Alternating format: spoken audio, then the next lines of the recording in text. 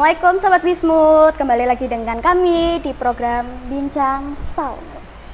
Semoga kita dalam keadaan yang sehat dan bahagia dimanapun kalian berada. Saya Dinda, kali ini saya akan mendampingi pemirsa yang ada di rumah untuk topik kali ini atau tema kali ini tentang kolaborasi sekolah dan orang tua untuk keberhasilan pendidikan anak. Oke, saya di sini tidak sendirian pastinya. Di sini ada Ngapunten, Ibu siapa? Rita. Ibu Rita. Ibu Rita ini salah satu orang tua dari wali murid di sini. Oke, sebelumnya Ibu, Assalamualaikum. Waalaikumsalam warahmatullahi wabarakatuh. Gimana Ibu kabarnya hari ini? Alhamdulillah, luar biasa. Allahu Akbar. Ikutin anak-anak. Jargonnya Ibu, wah persis kayak Ikutin anak anak-anak. SIP Ibu. Oke Ibu di sini anaknya kelas berapa Ibu? Ngapunten. Alhamdulillah, anak saya di sini ada dua. Oke. Yang pertama kelas 5, yang kedua kelas 2. Nah, ada satu lagi yang udah lulus. Baru lulus kemarin ya, tahun lalu. Sekarang kelas 1 SMP. Oh, satu Jadi udah 3 anak saya di sini. Wah, berarti begitu percayanya Ibu dengan pihak sekolahan. Apa sih yang membuat Ibu menjadi percaya untuk menyekolahkan anak-anaknya di sini? Apa ya? Awal dari mula saya pilih sekolah ini ya, karena saya cari-cari sekolahan yang kira-kira ada unsur Islaminya ya. Nah, setelah itu saya melihat ada visi misi sekolah ya. Saya lihat dari brosurnya yang ada visinya itu untuk membentuk anak yang berakhlak Qur'ani ya. Salah satunya itu ya. Nah, itu saya udah mulai tertarik ya. Dari situ saya mulai tertarik. Akhirnya saya cari tahu, oh di sini ada pembiasaan yang Islami juga gitu ya. Selain itu ada hafalannya ya, ada target menghafal dan sebagainya. Itu yang saya jadi termotivasi ya untuk bisa memasukkan anak di sekolah Islam ya. Karena kan kalau kita ngaji ya Mbak ya, Bu masih muda banget Masya Allah ya Bu Dinda ini ya. Jadi Mbak ya Bu, akhirat kan yang utama ya. Jadi kalau kita nggak bisa gitu, kalau saya ngaji itu kita nggak bisa membandingkan akhirat sama dunia tuh 50-50, nggak bisa ya. Jadi yang utama itu memang akhiratnya. Kedua itu jaraknya dari rumah saya ke sekolah ini juga dekat ya, karena saya percaya kalau anak di usia SD itu benar-benar butuh pendampingan orang tua yang dengan waktu yang banyak ya. Jadi sayang kalau misalnya saya sekolahkan anak di tempat yang jauh, sayang waktu untuk antar jemputnya ya. Udah gitu nanti anak-anak sampai rumah udah capek dan bad mood apa segala macam ya. Jadi saya percaya, saya sama suami udah bismillah di sini gitu di SD Samud. Dan sepanjang perjalanan anak saya pertama, kemudian 2 tahun kemudian anak saya yang kedua masuk, alhamdulillah semuanya bagus di sini gitu. Jadi saya ya terus aja, dan insya Allah nanti anak keempat saya juga di sini gitu. Masih umur 3 tahun. Oke, Ibu. Tadi sempat mengatakan bahwa pendidikan itu nomor 2. Yang nomor pertama adalah akhlak atau akhiratnya. Berarti tidak hanya di pihak sekolah saja yang mengantarkan atau membimbing anak-anak membaca Al-Quran, Ibu. Berarti di rumah bisa belajar dengan Ibu atau Bapak ya. Berarti kan ada kolaborasi antara orang tua dengan pihak sekolah. Apa sih Bu kolaborasi yang bisa dilakukan atau yang mungkin bisa dicontoh bagi orang tua yang ada di rumah? Monggo Ibu. Ya, kalau kolaborasi anak dengan orang tua ya, kalau selain yang agama juga kan tentang pelajaran ya segala macam. Nah, kalau yang fokus ke Islami agama tadi itu, di sini kami ya orang tua murid itu senang gitu, ada grup WA ya, grup WA kelas yang di situ juga ada guru BTAK-nya ya. Jadi selalu menyampaikan targetan anak-anak sampai mana. Nah, terus minggu depan ujian misalnya, ujian tahfiz, ujian surat apa. Nah, itu sebagai orang tua yang baik ya, yang mendampingi anak-anak, nah itu kita kejar gitu ya.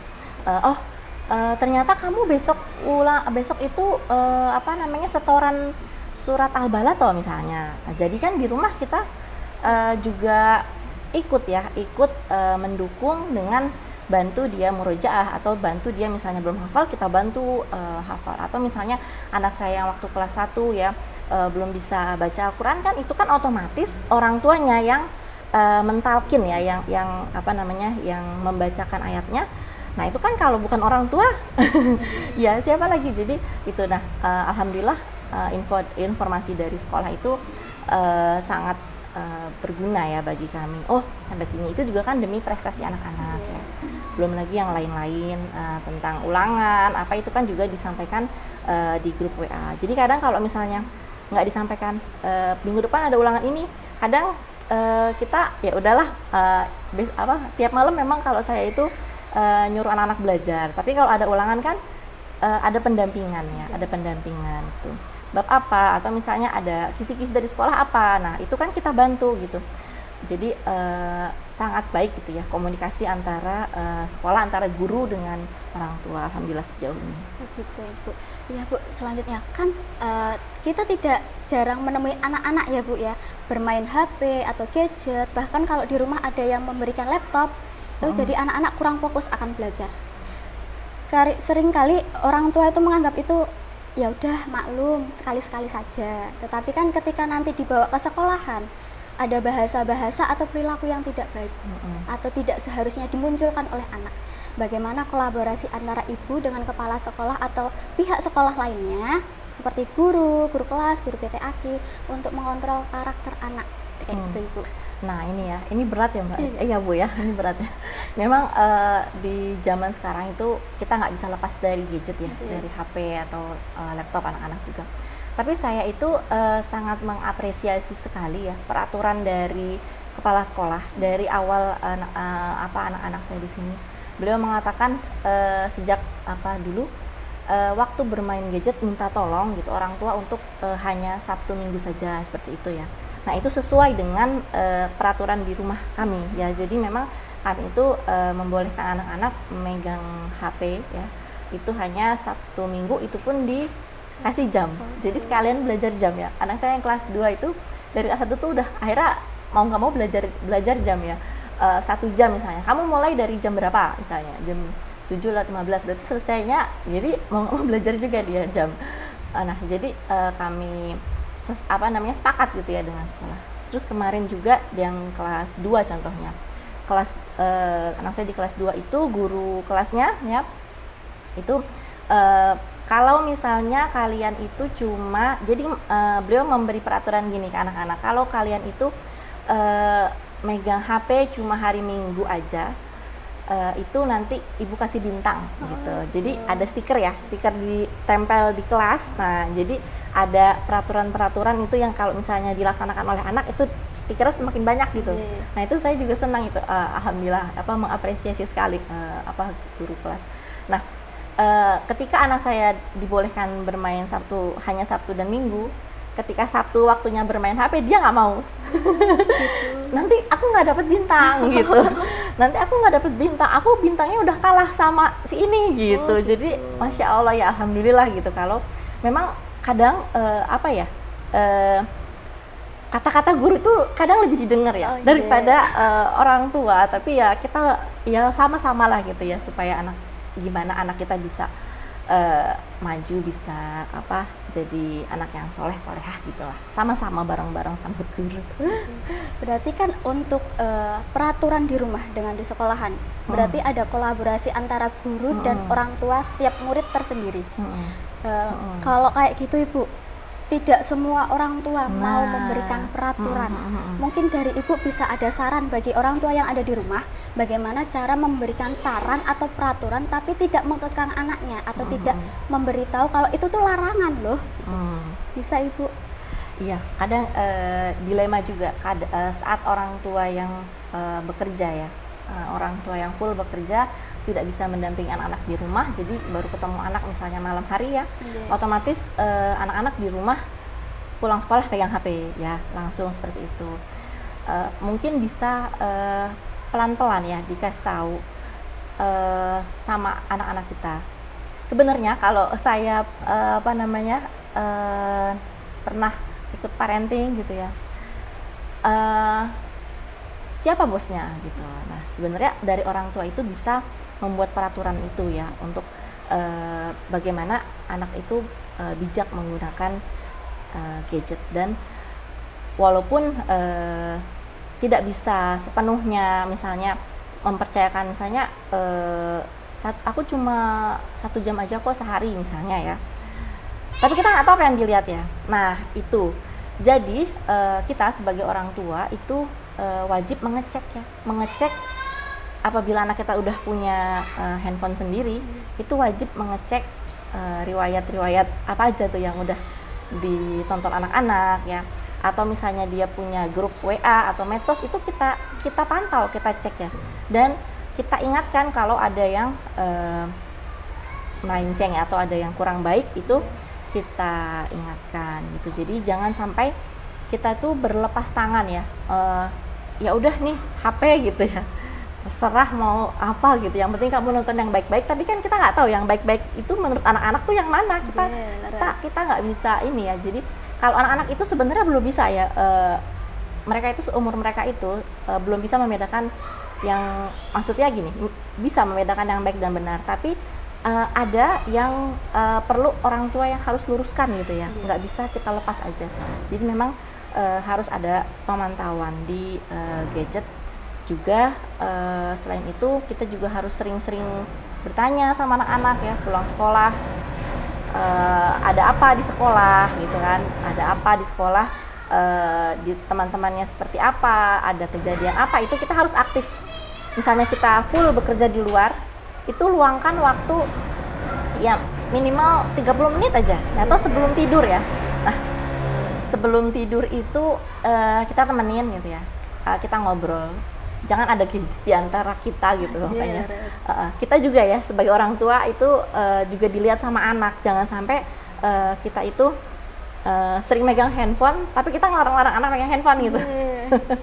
Jadi kalau misalnya memang waktunya dengan anak, ya udah lepas handphonenya gitu, jangan sampai anak itu nanti ngebalik, oh Umi aja megang handphone terus gitu, masa aku nggak boleh misalnya ya. Jadi ada waktu yang quality time ya, family time itu minimal 30 menit aja misalnya sebelum tidur, atau ada waktu-waktu khusus dalam sehari itu kita ngobrol sama anak. Pun misalnya itu orang tuanya jauh ya, seperti suami saya itu kan jauh, di kerjanya nggak di luar kota.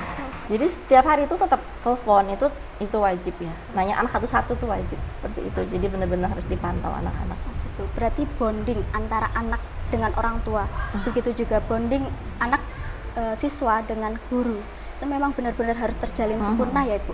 Karena kita tidak menutup kemungkinan bahwa digital ini akan membawa karakter anak itu berdampak negatif ke depannya. Meskipun sekarang tidak tampak, tapi kan suatu saat akan tampak Ibu. Untuk langkah orang tua dalam mendukung pendidikan anak baik di rumah ataupun di sekolahan, selain memberikan bimbingan atau belajar bersama, apalagi ya Ibu? Pendampingan itu yang utama ya, pendampingan anak-anak itu yang utama kayaknya Bu. Kemudian juga karena ini masih usia sekolah ya, dimana bisa jadi waktu yang dihabiskan di sekolah itu banyak ya, waktu aktif gitu loh. Waktu aktif anak-anak di sekolah itu lebih banyak daripada waktu di rumah. Kadang di rumah kalau anak saya ada kegiatan TPA apa, itu baru sampai habis maghrib, habis isya gitu. Jadi kita juga memantau anak-anak dari gurunya ya, dari guru kelasnya. Kita sering komunikasi, ada apa gitu ya. Alhamdulillah di sini semua gurunya ya, saya sudah beberapa guru ya di sini sejak anak saya yang SMP itu alhamdulillah semuanya komunikatif ya dengan orang tua. Jadi terbuka dan juga tidak mau gitu ya diajak diskusi dan mau diberi masukan, misalnya kita ada sesuatu gitu, dan juga kita aktif diberitahu jika ada sesuatu di sekolah. Apalagi yang anak saya misalnya kelas 4 ini, itu walinya itu langsung nelfon, gercep kalau ada apa-apa. Alhamdulillah. Oke Bu, Berarti kan di sini benar-benar ibu mempercayakan anaknya. Tiga ya Bu ya. Sebentar lagi insya Allah 4 ya Bu ya. Insya Allah akan masuk ke sini yang keempat. Yang pertama saja sudah SMP kelas 1, yang kedua kelas 4, yang yang ketiga kelas 5, yang kedua kelas 5. Oh, sekarang kelas 5 Ibu. Berarti yang ketiga itu masih kelas 2. Oke. Berarti kan di sini Ibu sangat-sangat percaya, baik itu pendidikan pengetahuan, pendidikan akhlak, itu kan berarti memang Ibu sudah yakin, mantap mendaftarkan membimbing anaknya untuk masuk di sini. Kemudian Ibu, satu pertanyaan lagi untuk podcast kali ini Ibu. Mungkin ada saran atau pesan bagi orang tua yang ada di rumah yang belum mendaftarkan atau masih ragu dengan SDIT, bagaimana caranya untuk meyakinkan beliau-beliau yang di rumah Ibu? Ya, alhamdulillah kalau di sini ya, selain ada buku silaturahim ya, itu untuk memantau keseharian anak kita. Jadi setiap harinya di situ akan dijelaskan ya, mereka mendapatkan apa ya, pelajarannya apa aja dan ada PR apa. Kemudian sholatnya juga dipantau ya, sholat berjamaah, sholat duha, dan kebiasaan-kebiasaan yang lainnya. Juga ada tanwiru ya. Nah, itu adalah kegiatan berkumpulnya antara wali murid dengan pihak sekolah ya, kepala sekolah dan guru-gurunya. Itu kurang lebih 3 bulan sekali atau 2 bulan sekali ya. Itu akan diadakan rutin ya, setiap tahunnya, setiap bulannya itu. Untuk apa? Untuk memantau perkembangan anak ya, untuk memantau prestasi anak juga ya. Jadi di sana adalah waktunya kita untuk saling berdiskusi untuk kemajuan anak ya. Dan insya Allah saya percaya gitu di SDIT ini ya, akan selalu mempertahankan komunikasi yang baik, juga pembiasaan adab-adab yang baik, juga mengejar prestasi ya, prestasi anak-anak ya, yang alhamdulillah ya bagus-bagus ya. Kalau SDIT kemarin yang kakaknya itu kalau nggak salah peringkatnya itu ASPD-nya nomor 2 juga ya di Sebanguntapan ya, kalau tidak salah. Dan juga pesan saya mungkin waktu kebersamaan kita dengan anak-anak itu sebentar, cuma sebentar. Usia SD ini cuma sebentar. Jadi marilah sama-sama kita meluangkan waktu ya untuk anak-anak ya. Dan anak-anak ini adalah amanah ya yang Allah berikan kepada kita, dan juga aset untuk keselamatan kita di akhirat nanti. Jadi benar-benar pendidikan itu yang utama ya bagi kami ya, bagi saya juga. Saya minta tolong dari sekolah ya, sama-sama kita untuk mendidik anak-anak menjadi anak-anak yang soleh-solehah, yang cerdas, yang berakhlak mulia. Alhamdulillah, Masya Allah Ibu, terima kasih atas perjuangan Ibu mau berkolaborasi dengan SDIT Salsabila Al-Mutiin. Insya Allah pihak SDIT Salsabila Al-Mutiin akan membimbing, memandu anak-anak selain di dunia tetapi juga di akhirat, baik bisa membanggakan orang tua ataupun bisa membawa orang tua menuju surga. Amin, amin ya Allah, amin. Oke. Terima kasih teman-teman, sobat-sobat yang ada di rumah. Podcast kali ini kita tutup ya. Sebelumnya kita harus kerjasama antara orang tua dengan muridnya. Kalau muridnya tidak suka, bisa kita tanya tanpa harus kita marahi. Begitu juga dengan orang tua, kita bisa memberitahu kepada orang tua apa yang terjadi pada anaknya. Segitu. Sekian dari saya. Wassalamualaikum warahmatullahi wabarakatuh. Waalaikumsalam warahmatullahi wabarakatuh.